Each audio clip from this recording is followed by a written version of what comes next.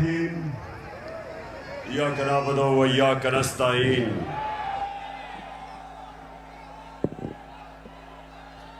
मैं सबसे पहले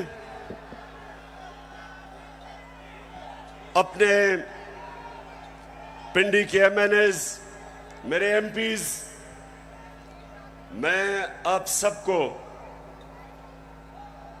मुबारक देता हूं, खराज तहसीन पेश करता हूं कि आपने इतने थोड़े वक्त पे ये जलसे को ऑर्गेनाइज किया और माशाअल्लाह लियाकत बाग में इस तरह का जलसा, इस तरह की रौनक। मैं आप सबको, आपको भी, मेरी बहन, जिस मुल्क के ऊपर उसका सारा करप्ट टोला डाकू ईवानों में बैठ जाए और आम आदमी अपने बुनियादी हुकूक की तलाश में हो, जितनी मर्जी चोरी करनी है बड़ा डाकू चोरी करे, उसको पाकिस्तान का जब निजाम, इंसाफ का निजाम नहीं पकड़ता, उस मुल्क का कोई मुस्तकबिल नहीं है। इसलिए मैंने अपनी हकीकी आजादी की तहरीक का आगाज जो आज मैं शुरू कर रहा हूं, मैंने लियाकत बाग से किया, क्योंकि ये एक ऐसा तारीखी जगह है कि जो पाकिस्तान की मूवमेंट में कायदे आजम के साथ लियाकत अली खान खड़े हुए थे, उनकी शहादत यहां हुई थी।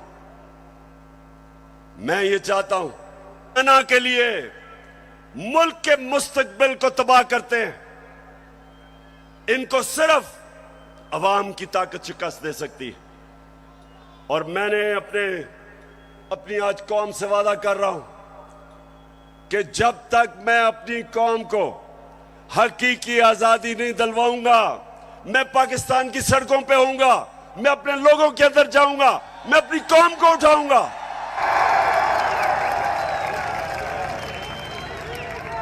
क्यों? नौजवानों सुनो, क्यों इमरान खान को हटाने की जरूरत पड़ी? क्यों बैरूनी साजिश?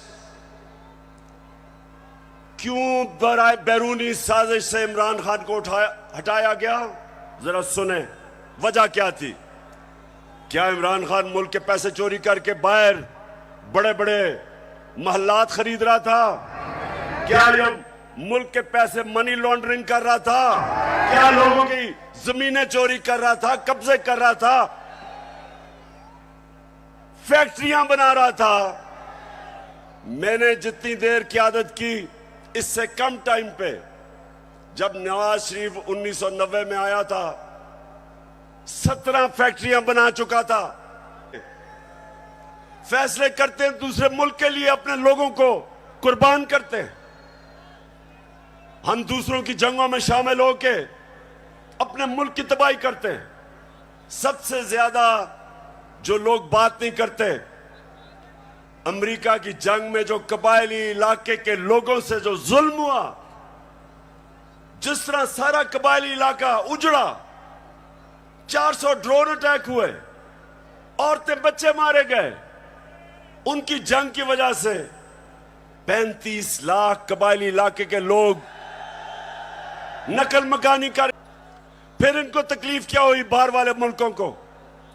पहली दफा पाकिस्तान का प्राइम मिनिस्टर ओआईसी की मीटिंग में जाता है, यूनाइटेड नेशंस की जनरल असेंबली में जाता है, और क्या कहता है?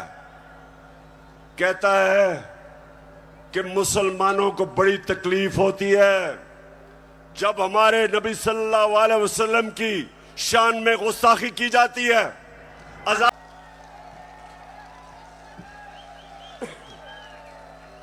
तो मेरे पाकिस्तानियों, ये वो लोग जो आदी हुए थे, वो तिफल क्या गिरेगा जो घुटनों के बल चले, इनके आदी हुए थे, उनको पसंद नहीं आया, ये पूरा साजिश हुई। डोनाल्ड लू ने धमकी दी, साजिश पहले से हुई थी। मैं उस दिन डी चौक में, अगर मैं उस दिन वहां से अपना धरना खत्म ना करता, मुझे पता था कि शाम को खून होना है। मुझे पता है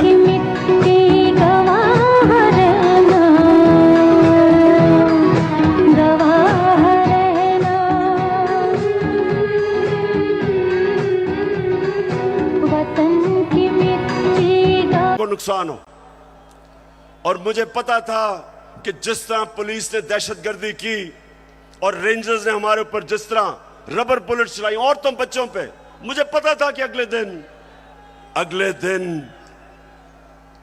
दिन इंतशार होना था। मेरे ऊपर केसेस कर दिए, 16 FIR मेरे पे काट दी। उसके बाद इन्होंने क्या किया, जरा गौर से सुने ताकि मैं आपको अपना अगला लाएअमल बताऊं। इन्होंने किया क्या, इन्होंने उसके बाद फैसला किया कि तहरीक इंसाफ को दबाया जाए। हमारे वर्कर्स के ऊपर FIRs, धमकियां। हमें एक बहुत बड़ा इस्लामाबाद में तब्दीली भी हुई। एक मिस्टर एक्स उधर लाहौर में और एक मिस्टर वाई को इस्लामाबाद लाया गया हमें सीधा करने के लिए। देखें, मैं अब आता हूं जिस चीज के ऊपर मुझे सबसे ज्यादा तकलीफ है। इन्होंने शहबाज गिल को पकड़ा, अगवा किया, उसको पकड़ के अंदर ले गए। मैं अब आता हूं जिस चीज के ऊपर मुझे सबसे ज्यादा तकलीफ है। इन्होंने शहबाज गिल को पकड़ा, अगवा किया, उसको पकड़ के अंदर ले गए, नंगा करके उसको मारा।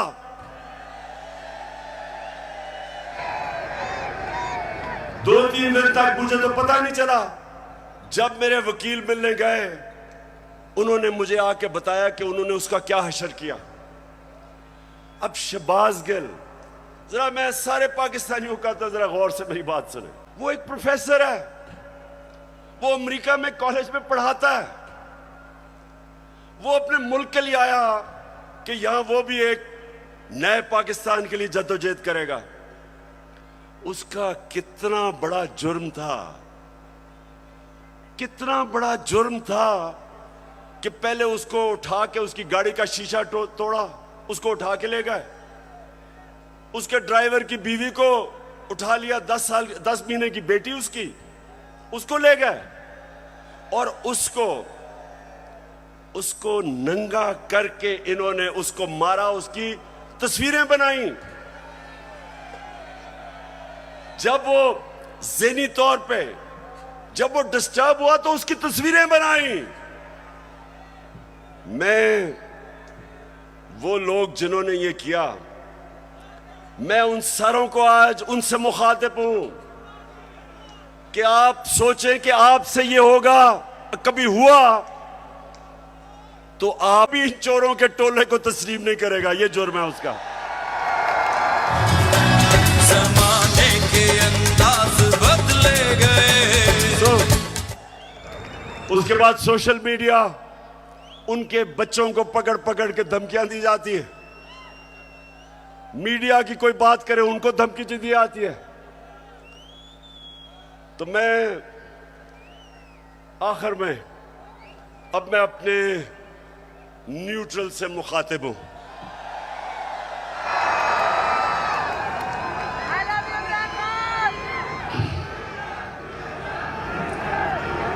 मैं एक तो हम दुआ भी करते हैं और मैं सारी गवर्नमेंट्स को, पंजाब की गवर्नमेंट को कह रहा हूं कि पूरी तरह मदद करें हमारे इलाकों में।